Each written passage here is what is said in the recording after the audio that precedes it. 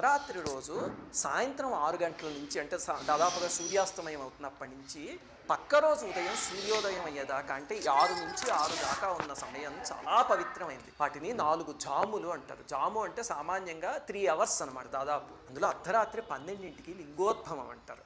ఆ సమయం పరమ పవిత్రమైనది. అందుకని మీకు కుదిరితే లింగోద్భవం దాకా లేచుండి ఆ సమయానికి అభిషేకం చేయడానికి ప్రయత్నించండి. కొంచెం అభిషేకం చేసిన 5 నిమిషాలు చేసినా సరే అపారమైన ఫలితం. అలాగే ఎన్నిసార్లు చేయాలండి అభిషేకము అంటే సామాన్యంగా ఏకాదశ రుద్రులు అంటారు పరమేశ్వరుడు యొక్క 11 స్వరూపాలు. అందుకని 11 సార్లు అభిషేకం చేస్తారు. ప్రతి జాము మొదలయ్యేటప్పుడు చేయడం మొదలు పెడితే అంటే 6 గంటలకు కొన్నిసార్లు, 9ంటికి కొన్నిసార్లు, 12 గంటలకు కొన్నిసార్లు అలాగా మీకు ఒక 11 సార్లు చేసేయడం పెద్ద కష్టమేం కాదు. 11 సార్లు చేయడం కుదరలేదు అనుకోండి, 5 సార్లు చేయండి. పరమేశ్వరుడు పంచముఖుడు కదా. అది కుదరకపోతే 3 సార్లు లేకపోతే భక్తితో ఒక్కసారి చేసినా చాలు. ఇక్కడి నుంచి చేయగలిగితే తప్పకుండా పలుకుతాయి.